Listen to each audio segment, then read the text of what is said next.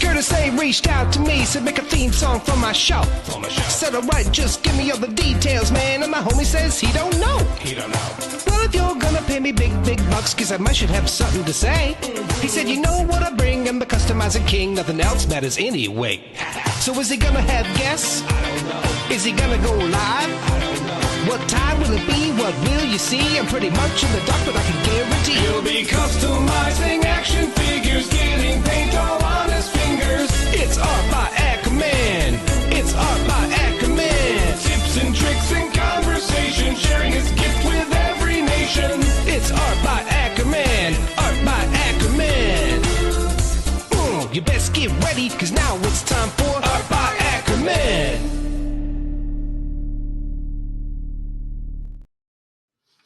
All right, folks, welcome back to another How'd They Do That? I've got a very special guest today. We've been going through this series of talking to a bunch of people in the community and kind of things that they're known for. So whether it's a custom that they've done or a style of art that they use, the guy we're going to talk to today does a lot of everything. So little dio making, little photography, a little customizing, little painting, little photography, some really nice photography as of late. So I am happy to bring him on with me, and we have Bryan Lynn of Karvar Kustoms. What's going on, Bryan? Not too much. How you doing? I'm doing excellent. So first off, the people are going to need to know where does the Karvar Kustoms come from? All right, Karvar. I got that from, there's this old movie with Jennifer Lopez called The Cell. And there's a killer in it. And for some reason, the dude suspends himself over his victims and does something. And for some reason, on the equipment that he uses to suspend himself, it said the name Karvar. And I don't know why that stuck with me, but I started using it for games. And I went to play a Star Wars game online, and the traditional spelling was taken. So it got re-lettered around. And I've just been using it ever since. For like my gamer tag on Xbox for the last 20 years has been Karvar. Oh, okay. So I just kind of incorporated it into everything I could. Very cool. Very cool. So we're going to talk a little bit today, mostly about dios. I know a lot of people in the community, you know, kind of for your lights, your torches. We see them in tons of different, photography, especially in Trevor stuff and stuff with the horsemen and really all photography. And we are going to touch a little bit on that, but really want to kind of talk about some dio work and show some kind of behind the scenes stuff, some progress stuff. And the one that I used for the thumbnail here is this recent picture that you did with this new dio that you created.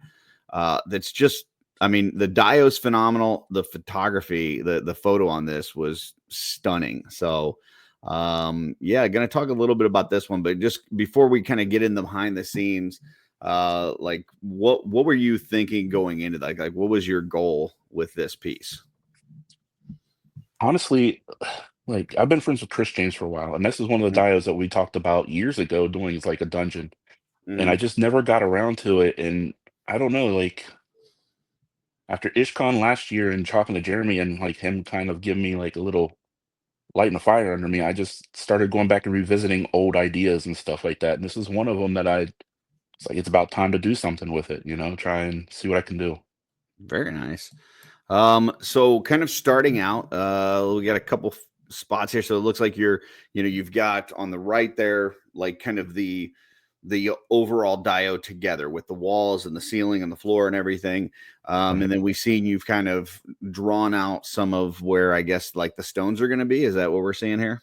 Yeah, like pretty much when I start off, like if it's a box type of thing, I'll put it all together with the magnets so that way I can kind of see it in like 3 dimensions and stuff like that. And then I'll just kind of, depending on what style I want to go with, like this was all freehanded, just stonework. So I took it and just kind of started doodling on it. It took about an hour, and then after that, went through and carved out each one of those stones too. So Nice. it's a I process, like but I like that it's the stones aren't. It doesn't line up completely to where there's like no gaps. It's not just like one butted up against the other. There's like Right. some spots in there where it looks like it would be shapes of actual stones. You've got some smaller ones, some bigger ones. Mhm. It's not just like one repeating pattern or anything like that. Yeah. I mean, that's one of the things I always say. It's really hard to be random when you're making things. Like rocks is like that, Mhm. carving rocks is, it's always hard to make them look like you could just see it anywhere. It's not like it's all uniformed. And Right. this is kind of on the same thing, is like just trying to find a way to keep it so it doesn't look like it's meant to be. Man-made. Right. Yeah. So then as we go into the next picture, I love the little rat coming out of the wall that you got on that one. And we see kind of that floor now that after you've kind of carved that out. So how does that work? Like you go from the drawing to this, like how are you getting like those crevices in there around the rocks and stuff? I take like an X-Acto knife and I'll Hmm. just kind of carve around at a like a shallow angle Hmm. around the brick, going out to like the little joining part on each one of them, and then I'll just kind of pull it up out, and I'll leave like a little crevice. Sometimes I'll make it a little deeper, depending on what I'm like, depending on the style you want it to look like. If you want it to look like it has some kind of molding in the middle, don't do it too deep. If you want it to look like it's old and like rough and pitted and stuff like that, you can go deeper and make it worse. It's just totally up to you what the style you're going with. You can, you know, just either make it look worse or like depending on your the depth you go with. Do you ever use like a rotary tool, Dremel, or something like that, or is it just all hand carved with X-Acto knife? Everything I do is pretty much like I'll use a hot wire cutter to get the basic shape of a lot of my diodes, but like Mhm. this is all hand stuff. Like I don't Gotcha. use like Dremels and things like that. Like I've seen people use like the hot tools to kind of burn like their. I've never tried that. So yeah, Gotcha. everything's. And then like for the texture on there, is that your kind of typical like aluminum foil kind of thing on there, or do you do something different to get the texture? Yeah, mainly it's the aluminum foil. I have different sizes and stuff. I know it's like kind of weird to say that you have different like stock, because I mean they're all the same, but like they're just, the newer ones have like more sharper points, but after a while they get wore down. Hmm. So I mean it's good to have a different variety, different like widths and everything like that to help get into nooks and crannies. And then a lot of times I have a rock that I use too, and I'll just Gotcha. beat the crap out of it depending on how, like I said, Yeah. how messed up I want it to look. And then, like, it's the rock I have has like a rounded edge, it has like a sharp edge, a pointed edge on it. It's like my universal tool for messing stuff up. Gotcha. So between a couple different foil balls and rock, you're just kind of like pressing these things into it, rolling them around, like and just creating some natural looking texture to these things, so it's not just flat styrofoam. Right. Cool, cool. So next, as this starts to come together a little further, we see the walls, kind of carved in, and now you've got this like grate for where like a window would be. Mhm. What is that? What is that material that you're using, and how do you go about, getting that affixed in there? Well, originally I wanted to do it all with plastic, but I just ended up breaking down and just printing out my windows and my grate for the ceiling. Hmm. Um, but pretty much I'll figure out the size I want for the window and I'll print it out, and then I'll kind of like make sure it's right, and then I'll press it in where I want it and I'll cut around it then. Hmm. But like I generally try to figure out where how big I want the window, but if you print, sometimes things come off, not exactly perfect. So I always wait to try to, you know, make sure it's going to be a snug fit. And then once I get it out, I just kind of get it shoved up in there. And then like I'll take like a bead of super glue and go around the edge, and I'll push it in from the side I don't want it to show through. Okay. So that way all this not super glue, hot glue, it'll push out the back instead of being like kind of, you know, obvious from the Gotcha. front. That makes sense. And then here we see this amazing door. Tell us a little bit about how this came together. This is my first time trying this. I've always wondered if it would work out well or how it would paint up. I mean, it's just a cereal box Oh, that I, really? yeah, I took and cut it apart and just started messing around and just made layers upon layers of it, and and in the That's end it came out awesome. pretty good. Yeah, I mean, it turned out What a lot about better than the expected. little dots on there for the like the rivets and stuff? What is that? Um, so all right, I don't know how to explain this. You know those little toys that kids have where you can put your hand in it and they have like the little pegs that'll move when you know. Oh, yeah, yeah, yeah, yeah. my kids had one and it broke, so I took all the little peg things out of it, and I was like, okay, I could use these for something at some point, for sure. And then Yeah, I then started using those for rivets. that's awesome. So my go-to was googly eyes, little bitty googly eyes. You take those and Mhm. glue them into place and paint over them, and they look just as good. They're a little bit Hmm. taller, but they look cool. So you just kind of cut those down and then pop them on here. Like, do Yep. you glue them? You like push them into the piece, or are they just like glued on top? I drill a hole through it and I'll push it in and I'll like put some glue on it, let it dry overnight, and then I'll come in and like take a wire snip and snip off the backs of them to make it flush with the back. So that way Gotcha. they're in there pretty good. And then so a lot of times I'll also go over through the back of it with like a little bead of hot glue to kind of, keep it into place. So then you've got the piece, the shape the way that you want it and texture the way you want it, and then you paint it up, and man, it looks like the one on the right, like it looks like an old like just dirty nasty iron door on a cell. Like, tell us a little bit about kind of painting that up and finishing it off. Well, it's kind of, I try to do like with the Char-Bots as well. Like I'll paint them up the way I want, like make them look all pretty and everything. And then the best part comes to messing them up and making them look ugly. Yeah. And it's just like just slopping on different what are they, contrast paints or whatever it is, or Mhm. or shades, just different places, putting run marks in different places and like little bit of rust here and there on it, just kind of touching it up until it looks like it's, a door you don't really want to be on this side of. Yeah, dirty and That's just nasty. right. It's like when you hear that door closing, look up at it, it's like, well, I'm screwed. That's the whole goal. And on the one on the left, we see some magnets there. I'm guessing you're just trying to make your diodes as kind of modular as possible for breaking down and transporting and things like that. Yeah, for most part, like anytime I do like castles or stuff like that, like buildings, they're all tear downable. The terrain stuff sometimes that gets tricky, but yeah, majority of the time it's magnets. Gotcha.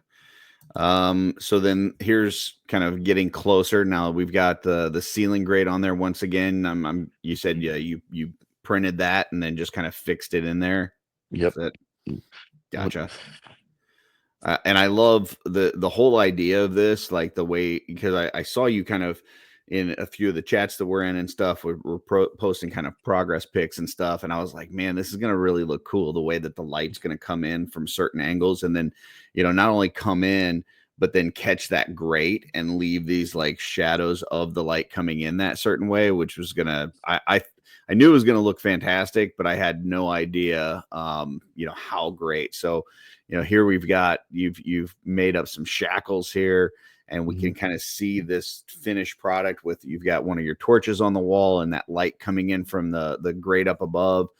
And I mean, I would venture to say that if most people saw this picture on the right, they would not assume that this is made out of foam and that this is a dio piece. Like this looks like a cell that you would not want to be in.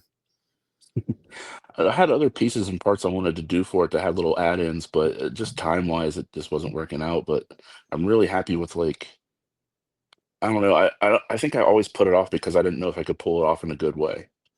I think sometimes less is more. Like it's one of those things as an artist where you got to figure out like where do I need to cut it off, because you don't want it to Mhm. look cluttered either, right? And Right.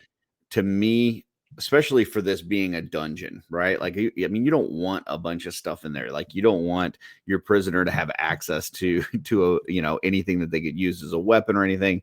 So I feel like this is perfect. Like, I can't imagine this being any better with anything added on this. But I love the way this all comes together. That like this shot here. I mean, we're going to show some other shots that you did, but this shot here, just the way that you see this the ceiling grate, that grate for the window, the door, the shackles, the stairs. So you got your torch in there. Like it just feels like a really completed piece. Thanks. Yeah, like I was kind of like when it came time to, I wanted to put a torch in it just so there was a little bit of light in there as well. And I was like, do I need to put two torches? Where should I put these torches? And I was just thinking, and also going back to what you said, you don't want a prisoner to get their hands on something they can use as a weapon and Mm-hmm. stuff like that. So I figured just the one when the guard first walks in the door would be the best bet. And I'd probably I figured if it had another one, it might be too much, and it just wouldn't work right. Now, are these shackles that came from a figure, or did you make those, or how did you come up with that? I made those. That's actually polystyrene plastic, which you can get at Hobby Lobby. It's one of those plastics where if you heat it up, you can bend it and turn and everything. And once it cools down, it'll keep that like shape. So I just heated up a piece and wrapped it around my X-Acto blade, and you know, Wow, mm, just kind of messed it up a little bit with a file, gave it some gashes on the sides here and there, painted them up and rusted them up. And like the chains are just stuff you can get from Walmart in the jewelry section. And that's crazy cool. I put some more of the Um, rust paint on it to help kind of take away the shine off of those as well. so then here's a couple photos that you got with this. That I mean, I, listen, I know you don't have lanes, man. Like there's like people say stay in your lane, but you don't have lanes because this is some amazing photography. Like these are both great pictures that just strike a bunch of emotion. Um, so the way that you use the diode to create, this light source, and like the one on the left to me almost feels like there's a little bit of hope, like there he's Hmm. reaching towards the light and stuff, like maybe there's a little bit of hope. And then the one the one on the right, the skeleton, like there's no hope, it's just Right. despair. And like this guy just was waiting for somebody to free him or something, and it just never happened. And yeah, he's just now a skeleton. Like it's yeah, these are just really cool shots on top of using that really cool dio. I'm not. I would like to do a lot more photography side of it. A lot of Mm-hmm. times it doesn't really turn out the way I hope it would. Mm-hmm. So like every so often I'll get lucky, and these are a couple times where that every so often happen for me. Yeah, you It's few killed and far in these. between. I mean, they're great. Thanks. Um, Wanted to show a couple other dios, so kind of threw some pictures together with the first stages, and then kind of as you're like applying some of these pieces, and I'm assuming that some of these are kind of like scrap pieces that you had from other Uh, projects, and others are just like where you cut it a certain way to fit on there, and then you've then gone in and carved them down to the actual rock look that you're going for, right? yeah, like this is the big diode that I made, and I needed something on the side. I didn't want to carve into it and take away from like the mountain more, so I figured I'd Mhm. build out with something. So I kept throwing stuff on it until I got to a decent shape, and I just kind of started working on it with a snap blade. That's always my first step, is starting with the snap blade to like try and start shaving off like big chunks and stuff to kind of get a basic rock shape that I want to work with. And a snap And blade is like the ones that go in a box cutter where you can kind of break off a piece and then keep moving it up. Gotcha. yeah, one of Yep. those yeah. Gotcha. So you take it out of there and use the blade, or are you using Oh it no, in? I use it Okay. like this. Like I said, a lot of times I'm just like kind of working my way in. I'll just like keep like ripping out Gotcha. chunks. I've seen people do both, so I figured I'd ask whether you're using the Yeah. blade by itself or in the box cutter. That's Yeah. cool. And then the flip side of this, so you can kind of see like this, stuff coming together on the front side with this. Now, what is that head that because I've seen you do this with some stuff where you've got like you had one where it was like a mannequin head. You've got this where you kind of incorporate some other things into your dios. So yeah, where did you get this piece that's in the front there? It's actually a hair tie from Walmart. Oh That was wow. yeah. Halloween time is a great time just to kind of go to the stores and see what you can find. Like dollar store is great to hit. Hmm. Um, but yeah, it's just a hair clip that was in the Halloween section at Walmart, and I was like, I wonder how good this will be. I thought I bought one of them, brought it home. I was like, it's kind of like cool, like to be like a smaller dragon. You can, Hmm. and it just worked out. It comes in like a cool, like dark red color. So like I actually had that one in a dio, and the dio didn't work out right. It was like a desert one, and it's all blended together, and it wasn't great. So that's the reason why it's kind of red on the bottom there, because I had to rip it out of the other dio. Ah, gotcha. I mean, it works well here. I love how, seeing how this starts as just a block of a bunch of, styrofoam, and then you see it start to take shape. And then as it is all together, I mean, it looks absolutely gorgeous. Tell us a little bit about like the greenery and the paint job that you do on here to finish it off and make it look so natural? Well, like when I started doing diodes, I just would like put some glue down and get like at first I started with the train paper, Hmm. and I started using it, and it just over time I started progressing more and more and more. Now I'm using like I put down a layer of dirt, like actual dirt, before I do anything. Hmm. And a lot of people I've seen like just paint and like like use like washes on the dirt to help try and change the color and stuff like that. But I was like, it's dirt, I mean, why Dirt make looks dirt like dirt. right? Gotcha. Why make dirt look like dirt when it's already dirt, Yeah. So I sift it and get it down to as fine as I can, and then I Well, end up just putting let that. me stop you there for just a second. So when you say that you're using dirt on there, what are you like buying a bag of this from the hardware store, or are you going out back, or Oh what yeah, I kind just of go out dirt are you back, using? Okay. and I'm convinced that I have a dirt fairy. I know it sounds dumb, but I've been getting my dirt from the same spot. I had a little divot going. One day Yeah. I go out to get more dirt and it's filled in again. I'm like,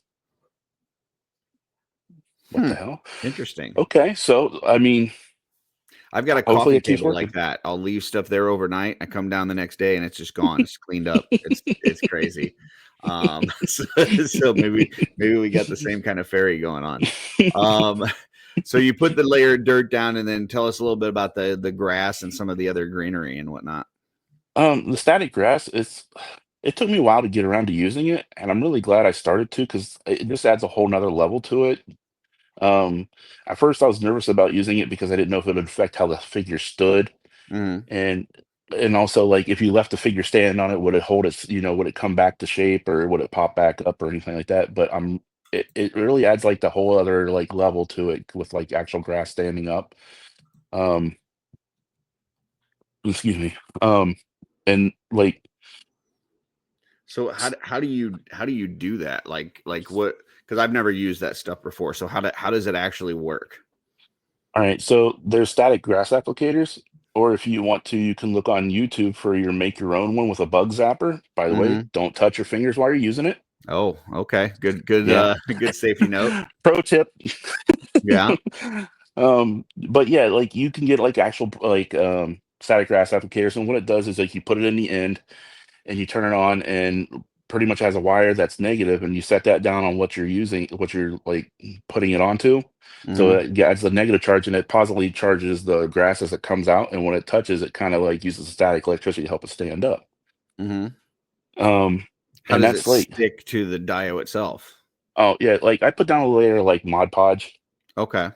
generally, and I'll just put that anywhere you want to. And like a lot of times I use multiple layers of grass. So you put down like you start with your tallest that you want to do, and you Hmm. put that in wherever you want it to be, and then you put that layer down and you clean up, and then you go through the next layer, and then eventually you get to where you want it to be. It's just depending on how much you want to do. A lot of times, like you probably can't even tell that I do that, but it's just like that little, as an artist, it's that little detail that's going to matter to you, but nobody else might probably pay attention to it, kind of thing. Gotcha. Okay.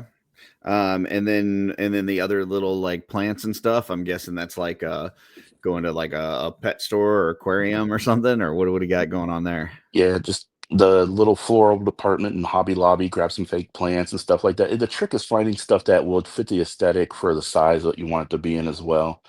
You Gotcha. don't want it Right to, scale and yeah. yeah. I mean, there's always a lot of really cool stuff, but it's like, oh, that won't work. It's really hard to find things that you think would pass off well. And around here, it's been kind of limited. So I really don't have a good variety of those to use. So I've been kind of just trying to bunch up different kinds to make it look like different kind of bushes and stuff like that. And sometimes it's fun and sometimes it's tricky to do, but Gotcha. Well, this looks awesome. So great job on that. thanks. And then kind of going into some of the other stuff you've done. Obviously, people know your torches. You've got some wall ones there. You've got some standing ones. So and I know you kind of blow this off like it's easy, it's no big deal. But I mean, these are really cool shapes and interesting to where some of them can be put like into a dio, some of them can be freestanding. You've got ones that people can carry with them. So tell us a little bit about like how, first of all, how do you get the shape of this? Like, are these all 3D printed? And are you just sculpting these in ZBrush? And then how do you actually get them to light up? The shapes are just honestly, it's just like messing around and see if I can figure out a way to make it work the way I need it to, Hmm. and finding believable shapes. A lot of times, it's like I'll see something in a game that I'm playing, and I'll be like, Hmm. "Huh, I wonder if I can incorporate this here or there." And it's funny. I've tried to use like Blender, and I just Hmm. can't get it to work. So I'm using like Tinkercad, and I'll just it's like pretty much playing building blocks, just sticking blocks on things and Yeah. messing around with it. And that's how I've been designing everything that I've made so far is through that, and it's not always easy, and it's sometimes you could tell by like the end result, like some things I'm not happy with, and I Hmm. think I could do better with. Like eventually, it's like sometimes I go back and revisit designs and try and update them here and there, just to kind of try and fix it after I learn different things I can do differently. So you design them, you print them, and then I'm guessing you have to use some sort of translucent plastic for the flame effects, so that when you do light it up, it comes through. Is that? Just a different type of resin that you have to use to Yeah, print with? it's just a clear, transparent resin. It doesn't ever. It's transparent, but it's not like 100%. You can't really like see through it. It's cloudy enough to make it so light can come through. And then I'll take an airbrush and I'll like spray like some yellow paint on it and a little bit of red to kind Ah, of give it okay. the like not lit up look if you don't want to light them up. And then when they're lit up, it kind of, the red kind of catches, but at the same time, it still flickers and it brings out the light a little bit more as well. Gotcha. Okay. And then I wanted to pull up these mugs, which were kind of a cool thing that you did. Tell us a little bit about that project. Those were actually there's a prop maker on YouTube. I forget who it was off the top of my head. He had a pattern up for him, and I tried that pattern and it didn't work for me. Like the whole idea is you're supposed to be able to put a red solo cup in them, and you can even use them if you want to. Hmm. And it just wouldn't fit. Like I'd cut out a So bunch of this them, is and one to one scale stuff. oh yeah, like Yeah. you can walk around and use it if you want to. Like I gifted Sherry my last one, and now it's her brush cup on her desk at the studio. Nice. That's So it's awesome. like, yeah, I had one left from the Legion Con 23, and I was like, I really don't want to take this home with me because it's been sitting for a year anyway. So she was at the table talking to Stacey, like, here you go. Is this all 3D printed, or is there other materials in here? Because that handle, like where the strap is, it looks like leather. It's all foam. It's all EVA foam, the stuff that the Wow. cosplayers use. Okay. That's It's crazy crazy. cool. You Yeah. watching cosplayers, it's crazy some of the stuff they could pull off with that. Like it's nuts. That's awesome. Love that. And then I got my Char-Bot shirt on. You got the Char-Bot here, and some of the parts that you've done. And not only first of all, this is a cool thing. Anybody that hasn't bought a Char-Bot, you need to get one because they're just a ton of fun. Just to play around with. Like they've got all these different options, and it's like Lego or Glios or anything like that, where you can just kind of like you put it in one formation and then you take it apart and you put it in a different formation, and it's just they're super cool. But I also love the paint jobs that you've done on them, and just kind of like you were saying earlier, like you paint them up all pretty, and then you mess them up and you like make it to where it has like paint chips and rust and different things. Like your paint job on some of these ones have been awesome. I don't think I've got the picture in here, but you've got a yellow one that's just fantastic. But yeah, tell us a little bit about this project, how this came together, and kind of what is to come for the Charbots. Um, the like a while back, uh, I was talking about my oldest son who was messing with Blender. And I was like, yeah, I kind of want to do something for cosmics and everything. It'd be kind of cool to have like a little companion bot, like a little Mm, R2D2 or something to follow you around and, you know, a helper droid that can like kind of thing. And that was just a basic idea, like the base bot.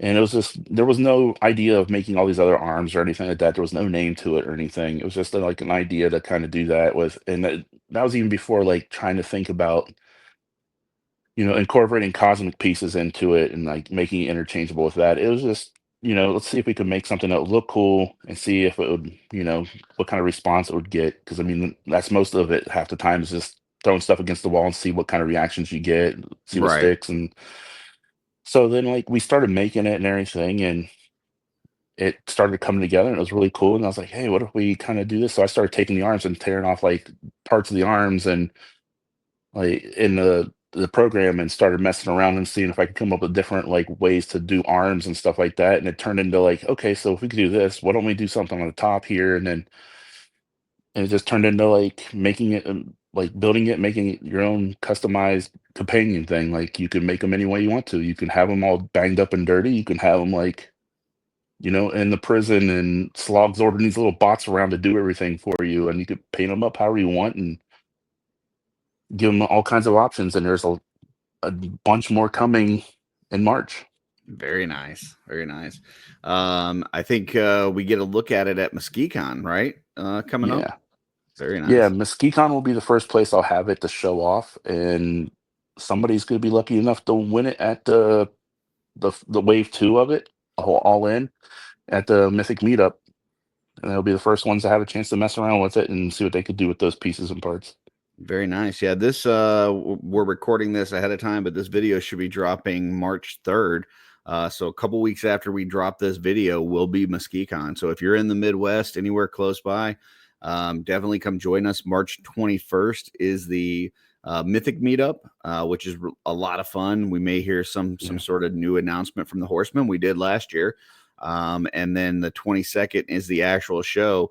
And man, I love that show. It's so much fun. Plus, you get to see what's new coming from the Char-Bots, and you got an exclusive part coming.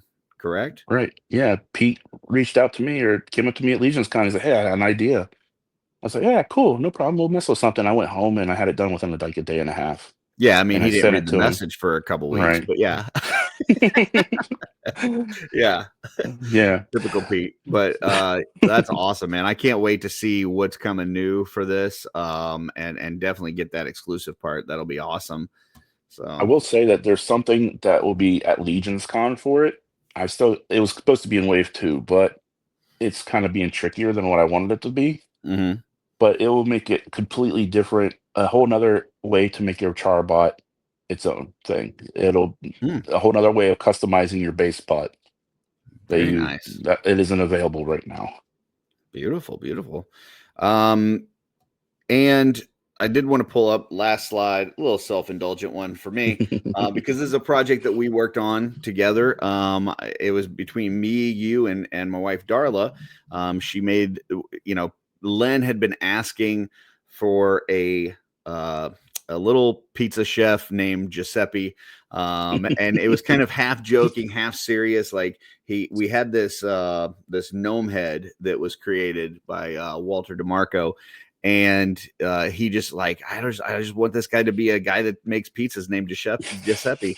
And so I made the chef. My wife made the dio piece with the pizzas and stuff. And then we were like, man, we really need like a flame that'll work in this. And you created that flame for us. And I created just like a little block piece to put the flame in to kind of hide all the wiring and everything. But man, this came out fantastic. And I just sent you the dimensions, told you what we were doing. And you came out with something awesome. So I wanted to show this kind of as the last piece because, to kind of illustrate to folks that, you've got dios that you're doing, you've got lights that you're doing, you're doing some great photography, you're painting these things up, you got the Char-Bots, but also you do some custom stuff if people need some sort of special project that isn't currently out there in the market, that they should reach out to you and see if you can help them make something work. I try to. Sometimes it works and sometimes it doesn't. I'm not, like I said, the program I'm using is extremely basic and I'm not really that great with it. Mm-hmm. But like if I can kind of manipulate it to work the way I need to, I'll definitely be able to try and help out people as much as possible with like custom things like this. Very cool. So if people want to reach out to you about anything that you have for sale or, anything sort of custom, where's the best place for them to do that? My Instagram is my go-to, like Karvar Kustoms on Instagram. Mm-hmm. That's where I mainly post like all the stuff I'm working on. I'll post everything there, and then I'll put some stuff here and there in the Cabal. And I also have a Patreon, but I am horrible with it. So pay me. But the Patreon does give people early access to a lot of your dios, though, right? Yeah, like when I was doing dio sales, monthly dio sales, I'd have a lot of people, man, I can't get this. Like I've been trying to get a dio for months from you and this, that, and the other. And I was like, well, I was toying around the idea of Patreon. I was like, I have nothing really to offer. I don't make video content. I was Mhm. like, well, here's a way to get an hour jump on everybody else. I'll post some stuff here and there for it. I'll do like every year I do a Christmas giveaway and I do a special giveaway for them as well, on the side. But Awesome. So for anybody that wants to do any of this stuff, if they're looking to make dios or they're looking to kind of make their own lights or whatever, any advice that you would have for folks that are just getting into this? don't compare to what other people do. Hmm. You have to start somewhere. The hardest part is like sticking with something and keeping going with it and learning it. But don't think that you can't do it just because it's artistic. It's a lot easier than you think it will be. Also, look at videos and take different things from different people, but don't try to copy how somebody does something exactly. Hmm. Take a little bit from everybody and just make it your own style. Everybody has their own way of doing something, and you could take like 5 or 6 dio makers and give them all the same stuff, and it won't come back the same because everybody has their own style. Yeah, I So, think that's a good point. That like there are tons of resources out there mhm, via YouTube, via people that are doing this that you can kind of pick their brain and ask them right, questions. There's no reason not to utilize those research sources to learn, but then you got to find your own style. Like because there's going to right, be if you watch let's say 10 different videos from 10 different people making dios, you may pick up something from each one that you like and other things that you don't, and then incorporate that into right. your kind of your own style. Yeah, I mean, just don't get discouraged and stick with it. That goes with everything creative. I Mhm. mean, don't just do one and be like, oh, this looks like crap and never do it again. If you look at what I did my first time, it doesn't look anywhere near where I'm at now. It's a learning experience. Just stick with it and have fun with it. And, stay humble while you're doing it. Yeah, I That's the I best thing would to do. say one more thing is enjoy yourself. Like enjoy Yes. the act of doing it. Um, there's something calming and something fun about just creating something, taking those blocks of foam that you start with and creating this awesome dio. There's something cool about seeing that come to life. Don't do it for likes, don't do it Yeah. for money, because Right. if you took the artists in this community, if you took the amount of time and money that they put towards these projects to what they actually sell some of these pieces for, we'd be better off going and get a minimum wage job down the street, right? Right. So don't do it for money, don't do it for likes, do it for the art of it, do it for the fun. Have a good time with it, because this stuff can be really awesome to do, as long as you're doing it for the right reasons. Yeah. And don't ever hesitate. If you want to start making a diorama and you have Mhm. questions or, hey, how do I do this? What should I be using? Message me. I have no problems. Like, I've had friends like, why are you telling all your secrets? They're not going to pay you to do it. I was like, that's not what it's about. You Yeah. know, people will pay me I've if they had a like my lot of style. people say that about this series. This how they do that series. Like, I can't believe this person went on and said how they do X, Y, or Z. It's like that's what this community is about. It's about sharing knowledge and helping. It's not about gatekeeping and holding this back. Mhm. And then it makes that person now a resource for those people as they move forward. So I love it. I appreciate you jumping on. I appreciate everybody that has been on this segment to share the things that they're doing, because I think if it helps one more person go, you know what, that's interesting, I'm going to try my hand at that, then we've succeeded. That's Right. to me, that's the measure of success for this show and this channel, is if we encourage one person to try their hand at something, or maybe even somebody that was doing it and kind of had stopped, and they go and pick it back up like that would Yeah. be great. So Yep. beautiful. Well, like I said, everybody come see us at MesquiCon. We'll be there in a couple weeks in Michigan, March 21st and 2nd. If you have any questions, feel free to throw them in the comment section. If I can't answer them, I'll reach out to Bryan and see if he's got an answer for you. And if you do go out and create something on your own, make sure you tag Bryan, tag myself. Yeah. We'd love to see what you create and what you come up with. So yeah, definitely. beautiful. Anything else that you want to leave the folks with? Just have fun, stay humble. Don't go around calling yourself a king of something, just have fun and be a good person, This There community's you go. awesome, and just enjoy the community for what it is and have fun with everybody. And on that note, I just want to say that even though in the song Jeremy sings that I called myself the customizing king, I've never called myself that. I just wanted people to know Jeremy put that line in the song, but I've never said that. So Oops, I didn't. Okay, my bad. I listen, I know where you're coming from, but I'm just saying that's a Jeremy DeWitt line. I just want people to know, because I do not consider myself artistic at all. But I am a research nerd, and I have watched a ton of videos. I've picked up a lot of cool tips from people, and I just keep working at something until it looks the way that I want it to. So that, but that's the point. That's kind of what you were saying. Like, you don't have to be somebody that is naturally artistic to have fun with this and to create something really cool. You can learn. You can learn as you go. I was growing up, I never drew in notebooks. I didn't take art classes. I didn't do any of that stuff. Like, this is only something that I've been working for the last 3 or 4 years. But I mean, it doesn't take some natural ability. Like, you can just, do some research, learn, and try your hand at it. And starting is the main thing. That's the number hardest one part. step, is you got to start. So you just try it. You might surprise yourself, and you realize you have something you didn't even know was possible. At one point, I never touched phone before. There you go. And now you're doing all kinds of crazy cool stuff. So, all right. Well, I appreciate it, Bryan. I'm going to put you backstage. If you've got to run, I totally understand. Otherwise, I will see you in just a minute. Thanks a lot. Mm-hmm. All right, folks. That is another How'd They Do That? Really thankful for Bryan coming on, just as well as, all the other folks that have jumped on these episodes with the How'd They Do That, and sharing their secrets, and they're not really secrets, but sharing their skills and kind of giving you guys some tips and encouragement. And like I said, I hope that somebody out there watches this and they go, you know what, I'm going to try a dio for the first time, or, man, I've done a few of those in the past and I really enjoyed it, but I stopped. Pick it back up, tag us in it. Let's see what you come up with. And until next time, folks, keep creating.